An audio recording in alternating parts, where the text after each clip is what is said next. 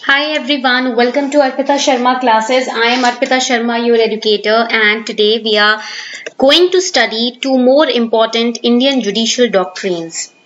When it comes to Indian judicial doctrine, if you have law optional in UPSC CSE mains, then also it's very important to cover the judicial doctrines.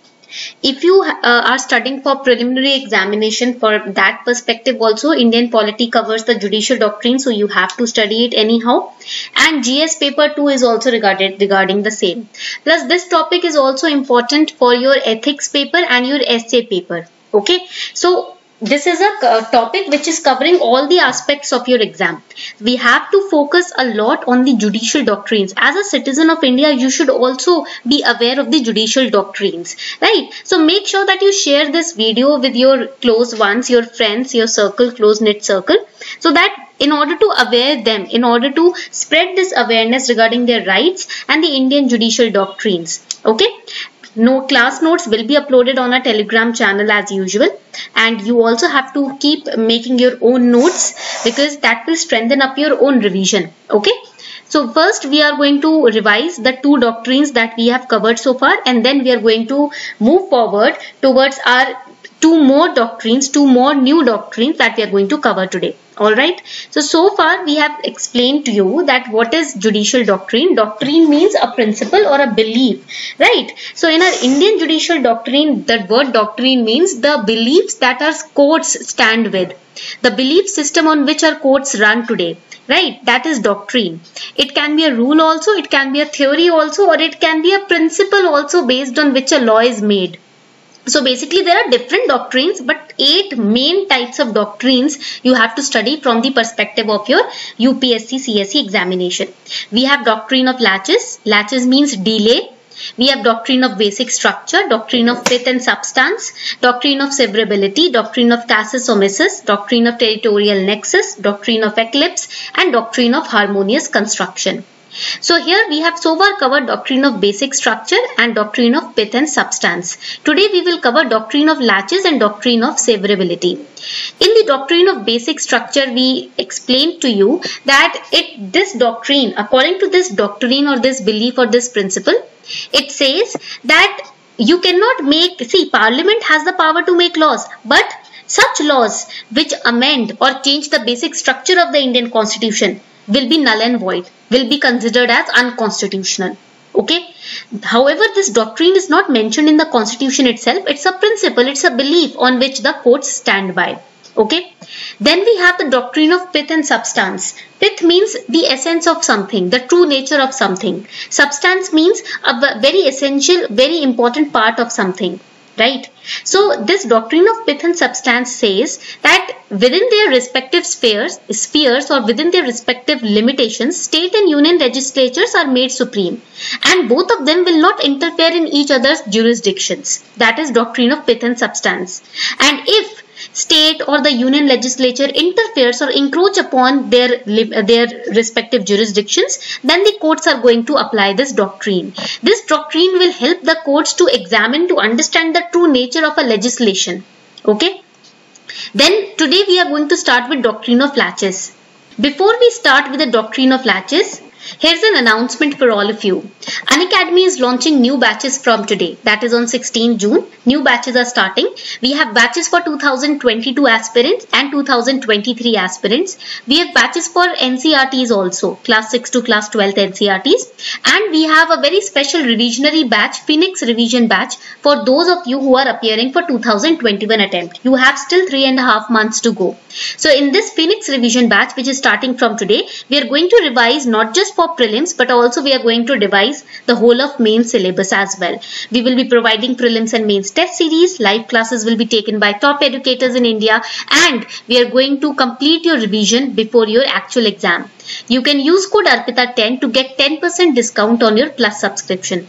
The links are given below in the description box below the video. You can go and subscribe today because batches are starting from today.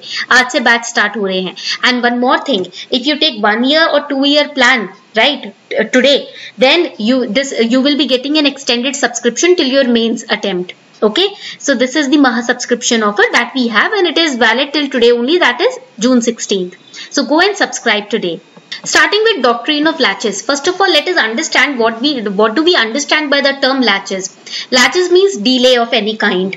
Right. So basically this principle says, it is based on the maxim or a saying that equity aids the vigilant and not those who slumber on their rights. That means you will enjoy your rights, or you will be given equal treatment if you are aware.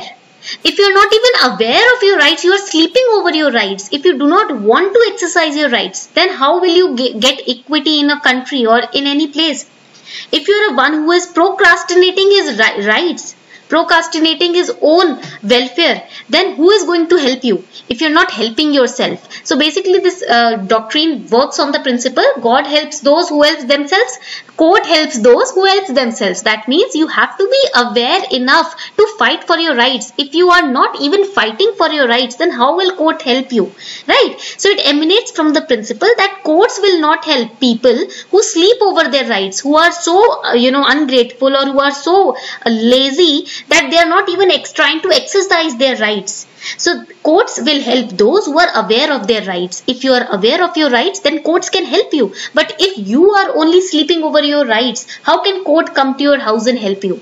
Right? So the element of laches are knowledge of claim. If you have the knowledge of the claim that is made by you, but you are still not exercising your rights. Secondly, unreasonable delay. You know what is the fault, right, in your what is a legal fault in your life, or fundamental fault in your life or in your case, but you are delaying it, you are delaying the justice, then in that case it comes under doctrine of laches. Or neglect, and because of this, if the opponent is hurt, right, then the court is not going to help you. One who wants remedy must come before the court within the reasonable time. That is the best saying of doctrine of laches, that if you need help, right, if you want the solution, you have to come before the court now for that, within the specified time limit, right? So that is the doctrine of laches. So this doctrine of laches says lapse of time violates equity, and it is also against the concept of justice. And the outcome is that a legal right or claim will not be enforced or allowed if a long delay has been put forward. अगर आपने बहुत देर कर दी है भाई justice लेने में, आप आए, मतलब गुनाह हुआ है आपके साथ 50 साल पहले, 50 साल बाद आपको होश आया कि अरे ये कुछ गड़बड़ हुई थी, चलो अब चलते हैं कोर्ट, तो उस केस में कोर्ट आपकी हेल्प नहीं कर पाएगी. ये है डॉक्ट्रिन ऑफ लाचेस का main principle. Okay, then we have the doctrine of severability. Now see, if there is any offending part in a statute, this doctrine says there is a law which has been made, okay, and there is a certain part of that law is offending or is not principally correct or morally correct or fundamentally correct, then the entire law will not be converted into void. It will not be declared as void. Only that part which is fundamentally incorrect will be removed. Okay, point is clear. Doctrine of severability का मतलब क्या है?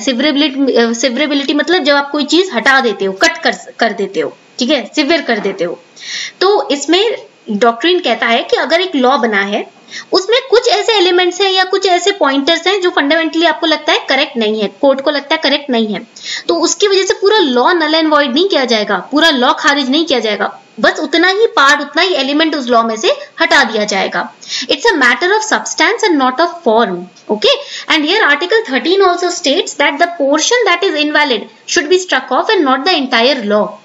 And even after separation, the remaining part should not become ambiguous. ऐसा भी नहीं होना चाहिए. देखो, this is a condition. ऐसा भी नहीं होना चाहिए कि आपने वो जो पार्ट उस लॉ से हटाया तो लॉ का मीनिंग ही एम्बिग्यूअस हो गया, मतलब वेग हो गया, अनक्लियर हो गया. ऐसा भी नहीं होना चाहिए. आप वो पार्ट जो पॉइंटर ठीक नहीं है लॉ में वो हटाएं, बाकी लॉ जो है वो क्लियर होना चाहिए. बट अगर वो एम्बिग्यूअस है तब लॉ क्या होगा, किसी यूज का ही नहीं होगा, तो वॉइड हो जाएगा. Point clear हो गया? So this is the doctrine of severability. This condition you have to be maintained that the entire law, even after separating that element that is faulty, the entire law should be clear. It should not be ambiguous or vague, okay, or unclear. So these are the two other doctrines that we have covered today in the Indian Judicial Doctrine lecture number 2. I hope you enjoyed this class. Please let me know in the comment section if you are enjoying these sessions of handmade notes or not. Okay.